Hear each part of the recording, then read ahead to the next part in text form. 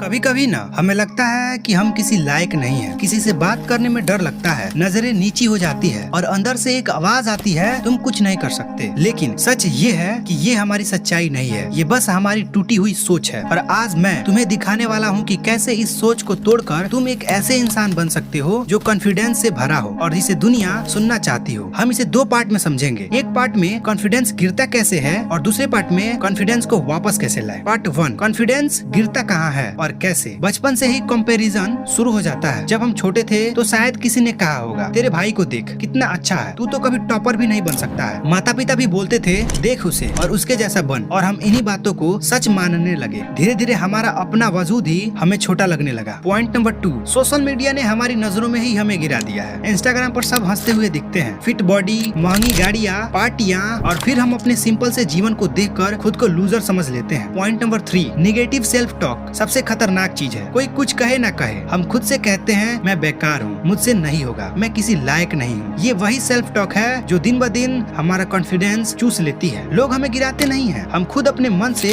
गिर जाते हैं और वहीं से हमारा कॉन्फिडेंस मर जाता है। पार्ट 2, अब अपने कॉन्फिडेंस को वापस कैसे लाएं। पॉइंट नंबर 1, अपनी नजरें नीचे से ऊपर लाओ। हर बार जब किसी से बात करो तो आंखों में आंखें डालकर बात करो। शुरुआत में घबराहट होगी, लेकिन यही डिस्कम्फर्ट तुम्हें ग्रो कराएगा। अगर नजरें नहीं मिला पा रहे हो तो जिसे नहीं जानते हो सबसे पहले उसके साथ नजरें मिलाओ। उनके साथ बात करते समय आई कांटेक्ट हमेशा रखो, फिर देखना इसका कमाल। पॉइंट नंबर 2, छोटे छोटे एक्शन रोज लो। कॉन्फिडेंस कोई बटन नहीं है जो दबाते ही ऑन हो जाए। ये तो जिम जैसी चीज है। जैसे मसल्स बनाते हैं ना, वैसे कॉन्फिडेंस भी बनाना पड़ता है। किसी से सलाह लेकर, पब्लिक प्लेस पर सवाल पूछकर, क्लास में टीचर से बात कर कर, क्लास के मेल या फीमेल दोस्तों से बात कर कर। ऐसे छोटे छोटे कदम रोज उठाओ और फिर देखो। पॉइंट नंबर 3, कंपैरिजन छोड़ो, फोकस ऑन योर जर्नी। तुम्हें दूसरों जैसा नहीं बनना है, तुम्हें खुद सबसे बेहतर वर्जन बनना है। आपको क्यों किसी और के जैसे बनना है, आपको अपने जैसा क्यों नहीं बनना है। दूसरों को देखो, उनसे सीखो, लेकिन किसी के जैसा मत बनो। तुम अपने जैसा बनो। लोगों से इंस्पिरेशन लो,